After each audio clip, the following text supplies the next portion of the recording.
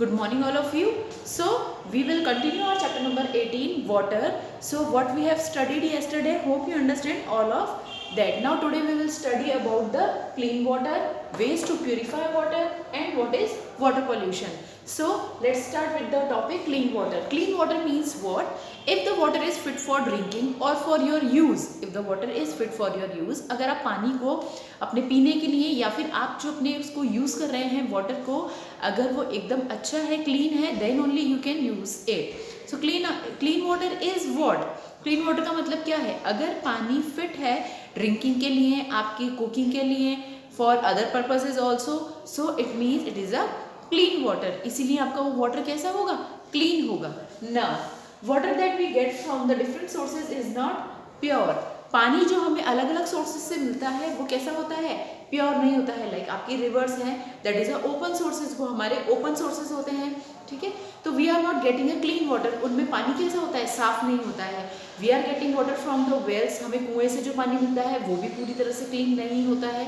Y? Because environmental waste और environmental dust is also present in that water. उस पानी में क्या होता है? हमारा एनवायरमेंटल वेस्ट और एनवायरमेंटल डस्ट जो होता है प्रेजेंट होता है. इसीलिए जो वाटर सोर्सेज में वाटर अवेलेबल होता है दैट इज नॉट क्लीन, वो क्लीन वाटर नहीं होता है. Got it? So need to purify water before consuming. इसका मतलब क्या हुआ कि हमें उसे कंज्यूम करने से पहले, उसे हमें यूज करने से पहले we need to purify it. उसको हमें क्या करना होगा? क्लीन करना होगा. So here are some ways to purify water. So in next topic we are going to discuss कि what are the ways to purify water. Ways to purify water means कि हम किस तरह से पानी को प्यूरिफाई कर सकते हैं, साफ कर सकते हैं, क्लीन कर सकते हैं. Now first point here we goes water purifier, that is your RO. Sorry, water purifier means आपके आजकल यू ऑल नो कि आपके घर में भी इवन एक मशीन फिट होगी जिसको आप वाटर प्यूरिफायर कहते हैं. What is that? वो वाटर प्यूरिफायर जब आप उस इम्प्योर वाटर को उसके अंदर डालते हैं then you are getting the pure water. And these are the machine that you can easily get it fit at your home, जिसको आप इजीली अपने घर पे फिट करवा सकते हैं and you will get the clean water. Got it? So that is your water purifier RO. Now next will be your boiling at the high temperature. So if you are not getting the machines or if you don't want to purchase that machine, अगर आप उस machine को purchase नहीं करना चाहते हैं, if you want your home cleaning only, अगर आप घर पे ही इस वाटर को क्लीन करना चाहते हैं, खुद से करना चाहते हैं, then boiling is the best option for the drinking water. अगर आप पानी को बॉईल करके यूज करते हैं हाई टेम्परेचर पे, then it will kill all the germs that are present in the water. यानी कि पानी में जितने भी जर्म्स प्रेजेंट हैं उनको किल करेगा. कौन किल करेगा? बॉइलिंग प्रोसेस से हम पानी के जितने भी जर्म्स होते हैं उनको इजीली किल कर सकते हैं. Now you will get the pure water, purified water. अब आप इस पानी को ड्रिंकिंग के लिए, कुकिंग के लिए यूज कर सकते हैं. Understood? So next will be your adding chlorine. Some of the chlorines are some of the chemicals are present. जैसे कि आपका एग्जाम्पल है chlorine.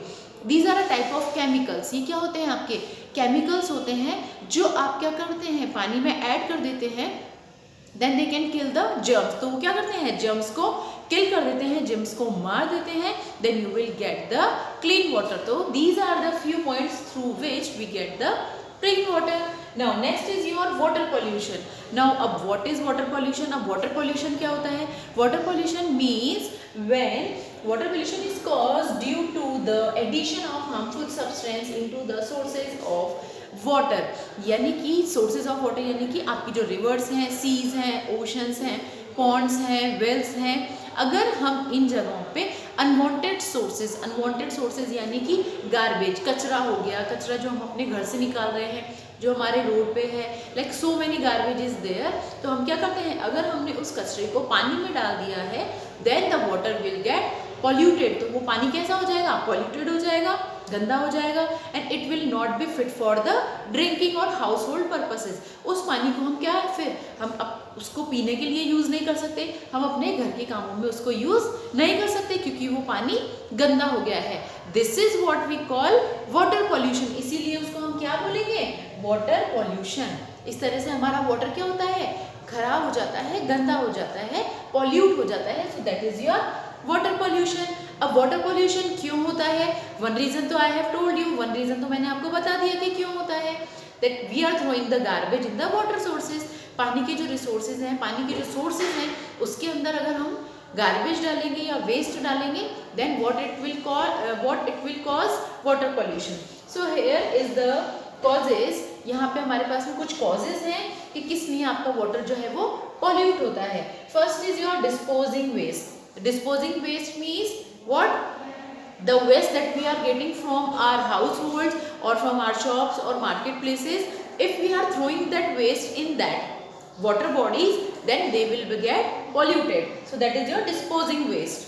Now washing clothes and animals in water bodies. आपने कहीं देखा होगा when you are going through the village areas, या फिर आपने कोई गांव वाले एरियाज, या फिर आपने यहाँ पे देखा होगा सिटीज़ में भी कई जगह where there is a water bodies, जहाँ पे पानी प्रेजेंट होता है, नदियाँ हैं या छोटे छोटे ऐसे खाल हैं जिसमें पानी भरा हुआ है।